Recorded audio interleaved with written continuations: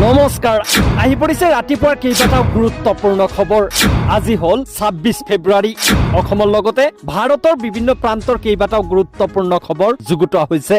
আহি পৰিছে ৰাতিপুৱাৰ প্ৰথমটো গুৰুত্বপূৰ্ণ খবৰ। কঠোৰ হৈ পৰিছে দেশৰ সৰ্বোচ্চ ন্যায়ালয়। হিন্দু মুছলমানৰ ৰাজনীতি কৰিব নোৱাৰিব কোনো বিধায়ক মন্ত্ৰী। লৈ আহিছে এটি গুৰুত্বপূৰ্ণ খবৰ।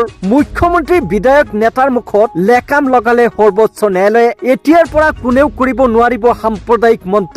জেল পৰ্যন্ত যাব লাগিব মুখ্যমন্ত্ৰী তথা মন্ত্ৰী বিধায়কে কোনো বিশেষ সম্প্ৰদায়িক টাৰ্গেট কৰিব নোৱাৰিব এতিয়াৰ পৰা। নিৰ্বাচনৰ পূৰ্বে কঠোৰ দেশৰ সৰ্বোচ্চ ন্যায়ালয়। সাংবিধানিক পদত থকা ব্যক্তিলৈ SC কঠোৰ নিৰ্দেশনা। জাতি ধৰ্মৰ ভিত্তিত কৰিব নোৱাৰিব সাম্প্ৰদায়িক মন্তব্য। ভাষা অথবা অঞ্চলৰ ভিত্তিতো দিব নোৱাৰিব সাম্প্ৰদায়িক মন্তব্য। মন্ত্ৰী বিধায়কে কোনো বিশেষ সম্প্ৰদায়িক টাৰ্গেট কৰিব নোৱাৰিব এতিয়াৰ পৰা। হিন্দু মুছলমান ৰাজনীতি কৰিব নোৱাৰিব কোনো মন্ত্ৰী বিধায়কে।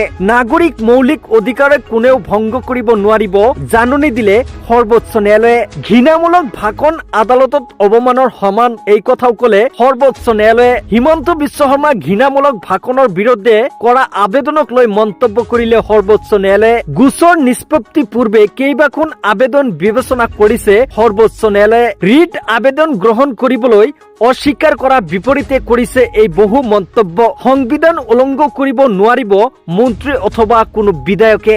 ন্যায়াধীন উজ্জ্বল ভূঞা বিচাৰপীঠ গুৰুত্বপূৰ্ণ এই ৰায়দান। সকলোৰে প্ৰতি সন্মান আৰু শ্ৰদ্ধা মনোভাৱ ৰাখিব লাগিব জনপ্ৰতিনিধিয়ে। ভাষণ কাৰ্টুন মিম প্ৰস্তুত কৰি উপলংঘা কৰিব নোৱাৰিব কোনো বিধায়ক মন্ত্ৰীয়ে, এই কথা স্পষ্ট কৰি দিলে সৰ্বোচ্চ ন্যায়ালয়ে। আপুনি সৰ্বোচ্চ ন্যায়ালয়ৰ কথাত কি কয় নিশ্চয় এটা কমেন্ট কৰিব আৰু ভিডিঅ'টো যিমান পাৰে শ্বেয়াৰ কৰি দিব।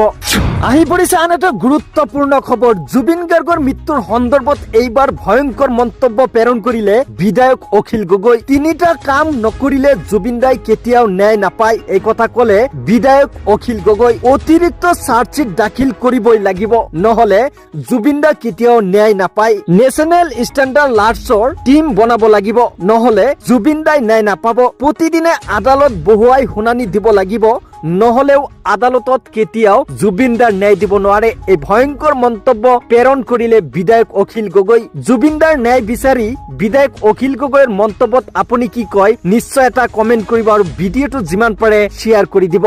ক্ষেত্ৰক লৈ অখিল গগৈৰ বিশেষ অভিযোগ। ইণ্টাৰনেশ্যনেল ষ্টেণ্ডাৰ্ড এজন শিল্পীক পাৰ চৰাইৰ গঁৰালৰ দৰে ঘৰ এটা বনাই দিছে। এজাক বৰষুণ দিলে জুবিন ক্ষেত্ৰক আৰু কোনেও খোজ দিব নোৱাৰা হব। জুবিন গাৰ্গৰ সাংগঠনিক ধৰণে অৱহেলা কৰা হৈছে, এই ভয়ংকৰ অভিযোগ তুলিছে জুবিন ক্ষেত্ৰক লৈ বিধায়ক অখিল গগৈ। আপুনি যদি এজন প্ৰকৃত জুবিন অনুৰাগী আৰু জুবিন ক্ষেত্ৰক ভাল পায় তেনেহলে আজিৰ ভিডিঅ'টো যিমান পাৰে শ্বেয়াৰ কৰি দিয়ক। আহি পৰিছে আন এটা গুৰুত্বপূৰ্ণ খবৰ। বিশ্বৰ লাখ লাখ মুছলমানৰ বাবে ৰাইছুল আলমে আনিছে এটি ভাল খবৰ। নাছাৰ ভ্ৰমণ কৰা তেজপুৰৰ একমাত্ৰ ছাত্ৰ ৰাইছুল আলম 2013 চনত হাইস্কুল শিক্ষান্ত পৰীক্ষাৰ মাদ্ৰাছাত অসমৰ ভিতৰত প্ৰথম স্থান লাভ কৰিছিল। নাছাৰ ভ্ৰমণৰ সুযোগ লাভ কৰিলে ৰাইছুল আলমে। আপুনি যদি এজন প্ৰকৃত মুছলমান ব্যক্তি ৰাইছুল আলমৰ কাৰণে নিশ্চয় এটা লাইক কৰি ভিডিঅ'টো শ্বেয়াৰ কৰি দিব।